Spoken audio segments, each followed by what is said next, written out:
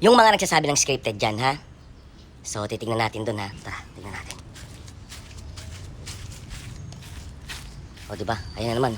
May itlog na naman. Ayun, kita ko na itlog. Kaya ito, nakaready na yung paglalagyanan natin. So, ayan.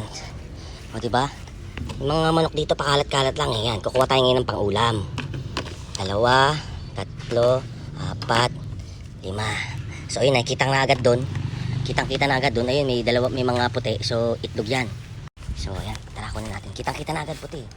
Yan, so dito, pakalat-kalat lang yung mga manok. Kaya kung wala kayong pang-ulam, yan, dito lang. O, diba? O, ilan na yan? 1, 2, 3, 4, 5, 6, 7, 8, 9. So, ayun pa. Ayun, may itlog din doon. Ayan. Hanggang bukas kong pang-ulam to. O, diba? O. Ayoko sa part na rin, may ahas dun. So, dito lang tayo mga itlog. Say, may pang-ulam na ako. Yeah!